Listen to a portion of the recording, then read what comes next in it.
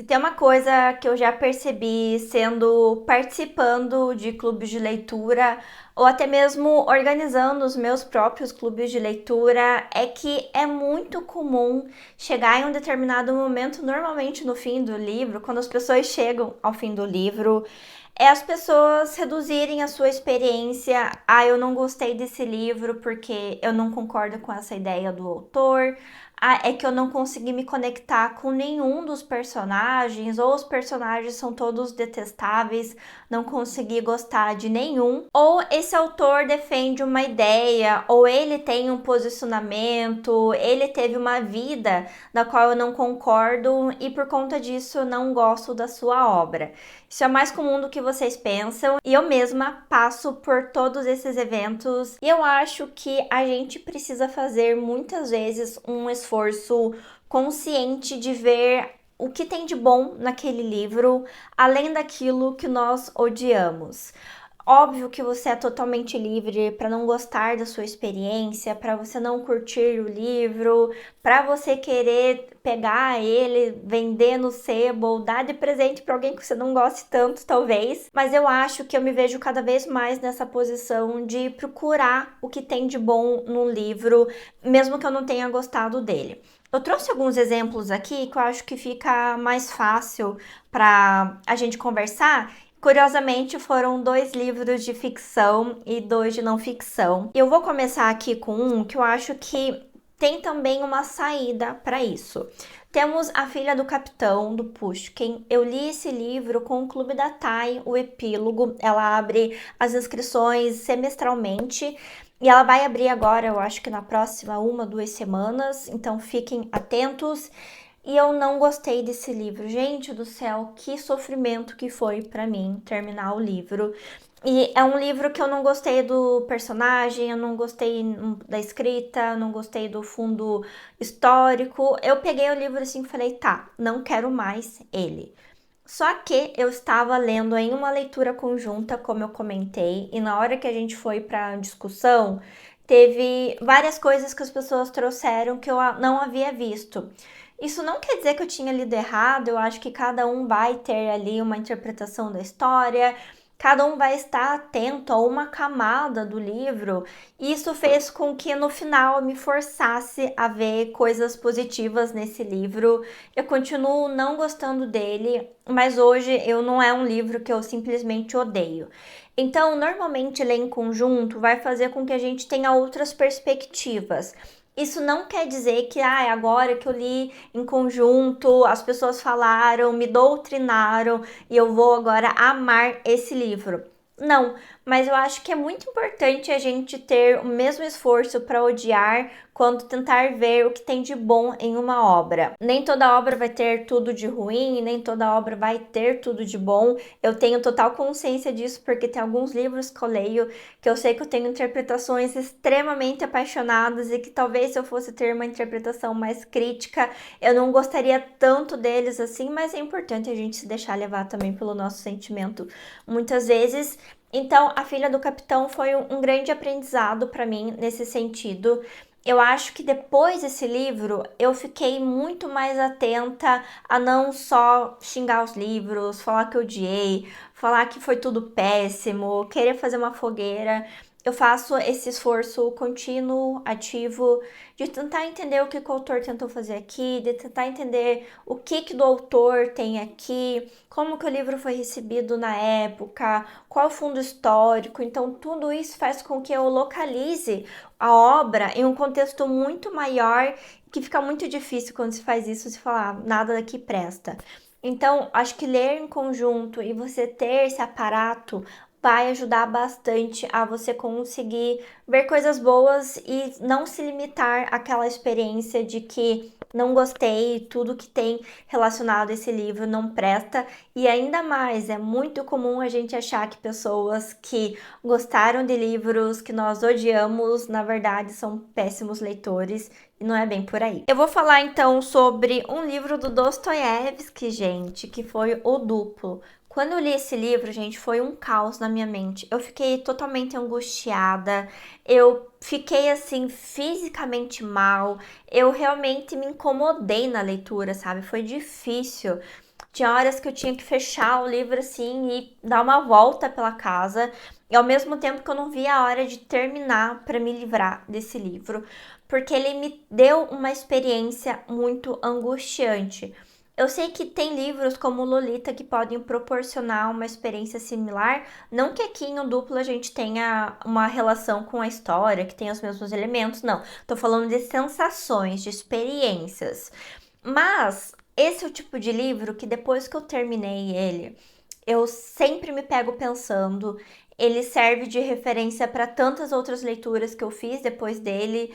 Então, é um livro que ele foi crescendo ao longo do tempo. Então, o que eu quero dizer aqui para vocês é que às vezes a gente pode terminar um livro, não amá-lo, e sim a gente pode ter reações totalmente emocionadas, avaliar com uma estrela, falar mal para tudo quanto é canto, porque eu lembro que eu li numa leitura conjunta também esse livro, que eu falei muito mal do livro. E tá tudo bem, porque foi a minha experiência daquele momento, naquela hora, representava aquele recorte que eu tava vivenciando. Mas isso não quer dizer que a nossa opinião sobre os livros não possam mudar, e eu acho que é importante nós estarmos com a mente aberta para isso. Então, esse daqui é um livro que ele foi crescendo. Eu ainda não reli ele desde a minha primeira leitura, preciso fazer isso, mas que eu realmente acho que a gente precisa se dar a chance e precisa dar segundas chances para os livros, porque pode mudar. Então, esse é um livro que eu nem cheguei a reler, mas tudo que eu lembro dele, tudo que eu me pego pensando, mostra como uma obra incrível do Dostoiévski, como isso acabou fazendo parte da minha bagagem literária e que quando eu li eu tive uma péssima experiência. Tem um outro livro que eu posso comentar sobre isso também, que é A Crônica da Casa Assassinada, do Lúcio Cardoso. Ele tá na estante, não vou pegar aqui agora, mas é um livro que você também fica angustiado, tem coisas escatológicas acontecendo ali, tem coisas que nos incomodam porque ferem a ética, ferem a moral social. Mas você tentar ver o que o autor estava tentando fazer com aquilo, qual que era o propósito, eu acho que às vezes a gente precisa tentar entrar um pouco mais dentro do livro para realmente conseguir ver coisas boas nele. O que o Dostô tentou fazer aqui nesse livro foi algo magnânimo. Ele vai mostrar um personagem que ele foi transtornado pela sociedade. O que acontece quando uma pessoa ela é pisoteada diversas vezes, principalmente quando ela tem uma mentalidade frágil, quando ela quer ter sucesso, quando ela quer ser alguém na vida, quando ela quer ser reconhecida, mas ela também não consegue aproveitar as oportunidades que surgem. E é um livro que tem uma mensagem, que tem um propósito muito interessante. Então, se eu fosse reduzir esse livro só à experiência angustiante que eu tive, talvez seria um dos piores livros que eu já li na minha vida. Mas quando você adentra a história, ao propósito, ao sentido, às inúmeras camadas, não tem só como você apenas odiar o livro sem ver nada de bom nele. E aqui o Duplo é um livro que, por sinal, eu gosto muito mais hoje. Vou falar então de dois livros recentes que eu li de não ficção. Vou começar então com Devaneios do Caminhante Solitário do Rousseau. Eu não lembrava, na verdade, quando eu peguei para ler sobre algumas coisas da biografia do Rousseau. Não vou me atentar a isso aqui agora, porque não é o propósito desse vídeo, mas é o tipo de autor que a sua história me incomoda um pouco. E aqui, principalmente, a gente vai ver ele no final da sua vida. Ele está marginalizado, em partes por sua própria culpa, em partes porque ele realmente foi rechaçado ali da sociedade, mas ele está em uma grande síndrome de perseguição. Ele realmente, alguns biógrafos dizem, né, que ele estava com delírio persecutório. Isso fica muito presente aqui na obra e ele tá com uma visão totalmente fatalista, derrotista, tudo isso que você possa imaginar. E daí o que eu poderia fazer é fechar o livro, falar não concordo em nada com Rousseau, acho que ele escreveu algo péssimo aqui, acho que ele era um cara que estava passando por um momento não muito legal, ele via coisa onde não tinha e pronto. Eu acho que daí a grande questão de livros como esse é que quando você pega questões com as quais você não concorda, e não só aquelas pequenas coisas, sabe? Não tanto aquelas coisas assim de que a pessoa acha que o dia é mais bonito ao pôr do sol do que o amanhecer. Não são coisas pequenas como essa. São coisas que dizem sobre a tua moral, sobre a tua visão de mundo, sobre a tua visão ética, sobre o que você considera certo, o que você considera errado. Então, para mim, tem isso aqui nesse livro do Rousseau. Tem coisas fundamentais que eu discordo dele. Então, eu poderia pegar todo esse livro, como tem coisas aqui que eu não concordo, realmente me livrar desse livro, fazer de conta que eu não passei por ele. E daí, para mim, o grande desafio é pegar um livro do qual eu não concordei profundamente com diversas coisas, mas que ao mesmo tempo eu concordei com diversas outras e que eu entendo o que ele quis dizer, entendo o que ele passou, entendo o que ele tá querendo transmitir, entendo o sentimento dele por trás de tudo isso.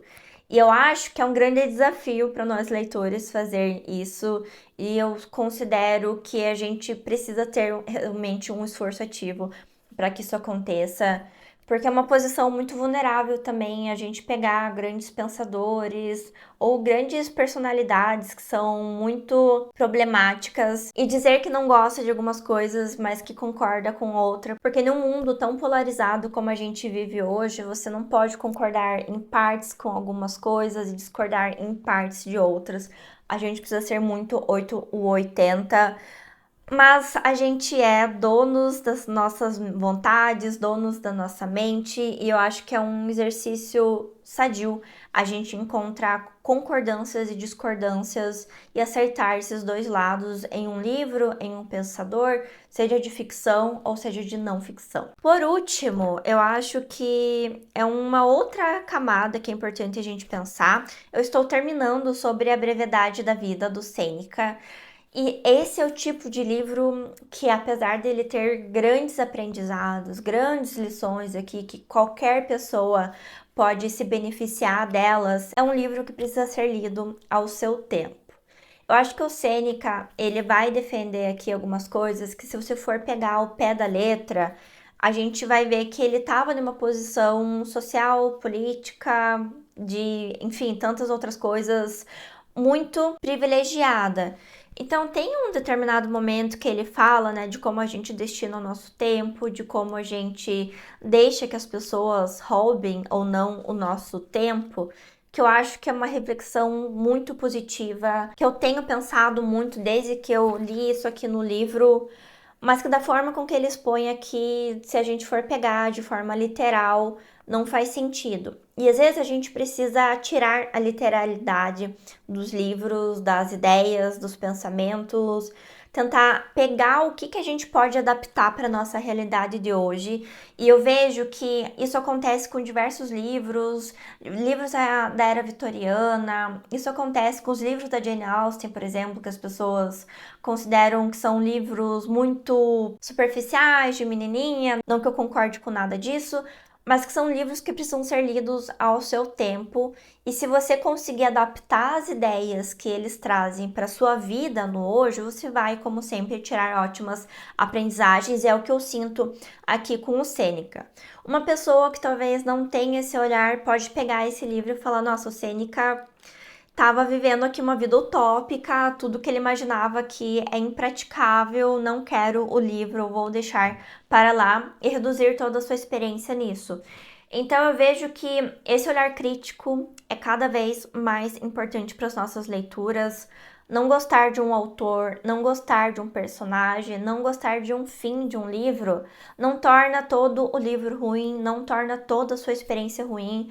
A gente teve na Biblioteca Secreta, né, a leitura da História Secreta da Dona Tartt, que algumas pessoas não gostaram do fim, e eu fiquei também muito pensando nessa situação de que eu também não concordo com algumas coisas que a autora fez no final do livro, mas eu entendo. Eu entendo por que ela fez aquilo, eu entendo por que aconteceu. Eu gosto mais do fim que eu tinha projetado na minha cabeça, mas aí eu tenho que virar autora, né? Quem sou eu para criticar?